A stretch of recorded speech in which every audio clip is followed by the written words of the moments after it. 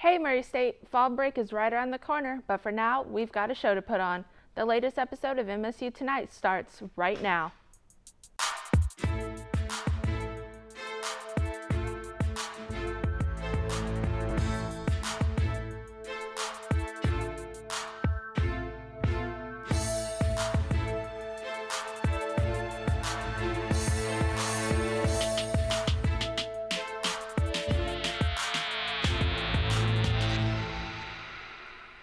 Welcome to MSU Tonight. I'm Adrienne Jones. Later on the show, we're speaking to Sierra Fusen about Sierra's House, a transitional home for women. As for now, it's time for Hot Topics. This past weekend was a great time for students and their families as we celebrated Family Weekend. One of the big events we invited families to was the lunch on Saturday. Due to rain, it got moved inside Winslow, but that didn't put a damper on the festivities. Students and their families were lined up out the door to partake in it. This was a great experience for parents to catch a glimpse of campus life. They also had a chance to talk and connect with faculty, which included our very own president, Dr. Bob Jackson, and Dr. Tim Todd, our provost and vice president for academic affairs. People go where they know they are prepared for and are cared for.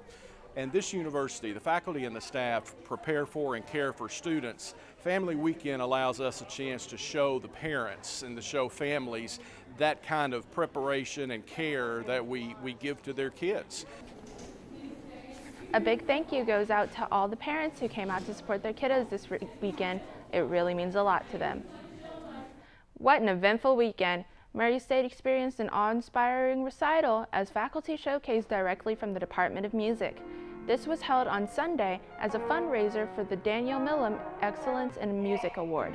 As a college student, scholarships are deeply appreciated. If you are interested in donating towards the scholarship fund, feel free to visit the link below. After dominating the Eastern Illinois Panthers during Family Weekend, the Murray State Racers look to beat the Martin Skyhawks this Saturday, October 9th. The face-off will begin at 2 p.m. on Hardy M. Graham Field in Martin, Tennessee. Go Racers! That's all for Hot Topics. When we come back, we'll be learning about Sierra Fusen and her involvement in Sierra's House. Stay tuned. Welcome back. We're here with Sierra Fusen. Welcome to the show. Hello, thank you for having me. Thank you for being here. So, your involvement with Sierra's House begins at Meade County Detention Center. Tell us what that was like. Right, so in December of 2017, I started going to a youth group at my then boyfriend's, now husband's Catholic church, and I got really involved with that, but unfortunately in February of 2018, I ended up losing my mom to substance abuse, which was a battle that she dealt with for a long time and unfortunately lost.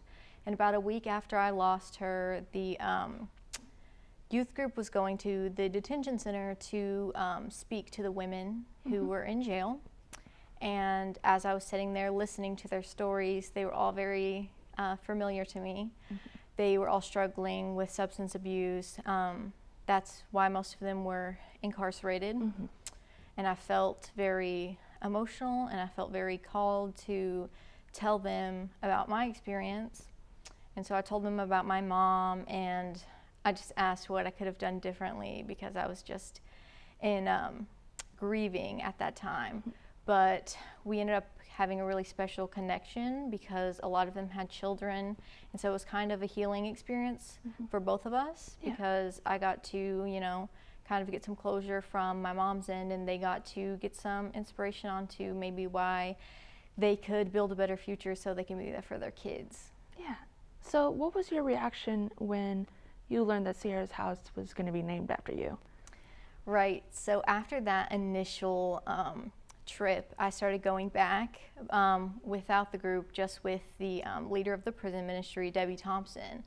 And she loved just how I interacted with the women, and she made a passing comment of, if I ever get to open a halfway house for these women, somewhere to stay when they get out so they can get back on their feet, I'll name it after you. And I was like, sure you will. And that's kind of how I felt about it until this past semester. I got a call from Debbie saying, would you be okay if we put your name on a house? And I was like, what? And she and Karen Bond and Nancy Tate, who are the two women that went in with her, put a lot of groundwork in, and for some reason gave me the honor of putting it on the house, and even seeing it on the building is still very surreal, but I'm very grateful. So what exactly do you do at Sierra's house? So for me, I am just like the face of the house. I do as much as I can, involvement as far as press and social media coverage, working fundraisers, and showing up at events. Sierra's house itself is meant to house incarcerated women when they get released. A lot of them are in bad situations, whether it be a relationship or a family situation that enables them to go back onto that cycle of addiction. So the main goal of the house is to break that cycle of addiction and reintegrate these people into society, and really just give them an opportunity and second chance that they don't get. So the house itself will be working to give them jobs and help them, become functioning members of society with a little less stigma than they usually face. Mm-hmm. And I guess you would say that Sierra's house is pretty successful in everything it does. So how can people help and get involved with Sierra's house? Right. So right now we have several applicants, which is very exciting. Of course, we have to wait until their time in incarceration is done. Of course, the thing we need the most is just support, well wishes, prayers, if you feel like that. You can also contact me directly if you want to help. I'm Sierra Fuson. I'm on social media platforms.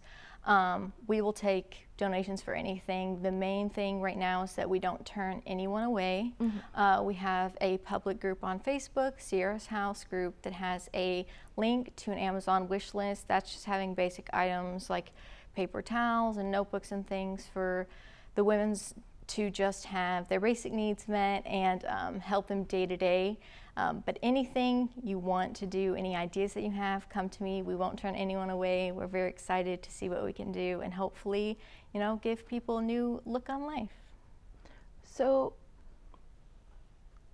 you said that I can't recall her name. Her first name was Debbie? Yes, Debbie Thompson. Debbie Thompson. So what inspired her to create Sierra's house? Right. So she has been in the prison ministry sector for years. Mm-hmm. And when she got in, she saw these women and she was so excited and she felt like she was making a big impact. And then a couple months would pass by and the same women would come back. Mm-hmm. And she felt very discouraged at first that, she's not doing the right work, until she realized that there was a need to be filled in the community to give people resources, because people who are at a socioeconomic disadvantage and people who are stuck in that cycle of addiction and poverty, it's very hard to break, and they don't get the same opportunities and chances as other people once they get out.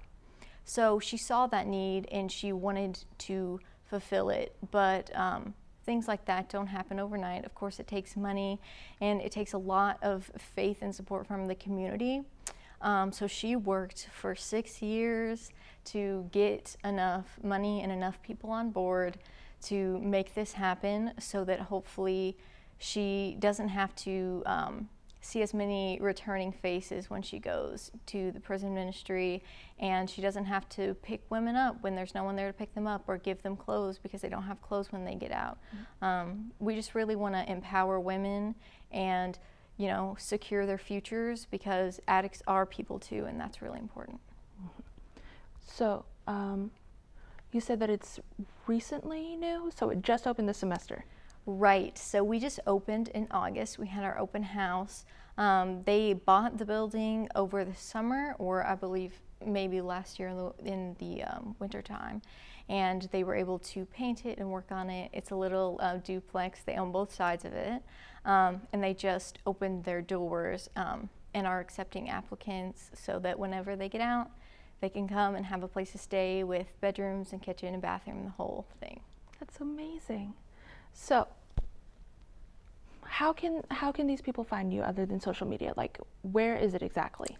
Right, so Sierra's house is in my hometown, mm-hmm. which is Brandenburg, Kentucky in Meade County. It's all through St. John's Catholic Church ministry, but it is non-denominational. You don't have to be Catholic to be involved.